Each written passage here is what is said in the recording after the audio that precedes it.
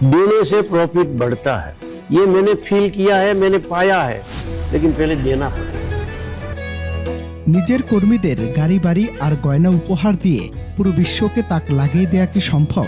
শুনতে রূপ কথা মনে হলেও ভারতের সুরাটের ডায়মন্ড কিং খ্যাত সবজি ঢোলকিয়া একে বাস্তব রূপান্তর করেছেন। তার কোম্পানি হরিকৃষ্ণ এক্সপোর্টস এ কর্মরত হাজার হাজার কর্মীর কাছে তিনি কেবল একজন মালিক নন, বরং এক ত্রাতা। গত কয়েক বছরে তিনি তার নিষ্ঠাবান কর্মীদের দীপাবলির বোনাস হিসেবে 4,000-এরও বেশি গাড়ি, ফ্ল্যাট ও হীরাখচিত গয়না উপহার দিয়েছেন। কোটি কোটি টাকার এই বিশাল কর্মযজ্ঞের মূল উদ্দেশ্য হল কর্মীদের কাজের প্রতি ভালোবাসা ও আনুগত্যের সম্মান জানানো।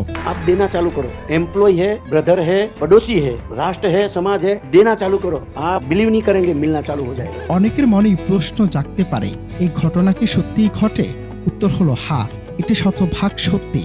2014 সাল থেকে সবজি টোলকে নিয়মিতভাবে এই উপহার প্রদান করে আসছেন। শুধু এক বছরই তিনি 1700 কর্মীকে গাড়ি ও ফ্ল্যাট দিয়ে শিরোনাম হয়েছিলেন, যা সে সময় ইন্টারনেটে রীতিমতো ভাইরাল হয়। তার এই দানশীলতা কোনো লোক দেখানো প্রচার নয়, বরং তিনি বিশ্বাস করেন তার সাফল্যের কারিগররাই হলো তার কর্মীরা। তাই লভ্যাংশের একটি বড় অংশ তিনি সরাসরি তাদের জীবনমান উন্নয়নে ব্যয় করেন। এমনকি ভারতের প্রধানমন্ত্রী নরেন্দ্র মোদী নিজে সেখানে উপস্থিত থাকেন।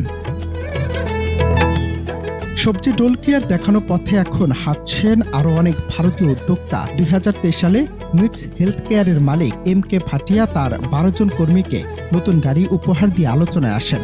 2025 সালে এই ধারা অব্যাহত রেখে তিনি আরো 51 জন নিষ্ঠাবান কর্মীকে তাদের কঠোর পরিশ্রমের পুরস্কার হিসেবে ব্র্যান্ড নিউ গাড়ি প্রদান করেছেন। MK ভাটিয়া সংবাদ মাধ্যমকে স্পষ্ট জানিয়েছেন যে কর্মীরা যদি নিজের কোম্পানির মতো কাজ করে তবে তাদের সব স্বপ্ন পূরণ করার দায়িত্ব কেবল মালিকের।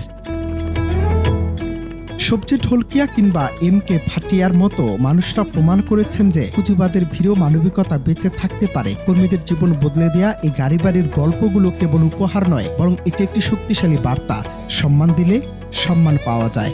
যখন একজন কর্মী জানেন যে তার ঘামের মূল্য তার মালিক যথাযথভাবে দিচ্ছেন, তখন তার আনুগত্য ও কর্মস্পৃহা বহুগুণ বেড়ে যায়। বাংলাদেশের প্রেক্ষাপটেও কি এমন সংস্কৃতি গড়ে তোলা সম্ভব নয়, যেখানে মালিক ও শ্রমিকের দ্বন্দ্ব চিরদিনের মতো মুছে যাবে পারস্পরিক ভালোবাসায়? অনন্ত হাসান মাসুদ, বাংলা টিভি।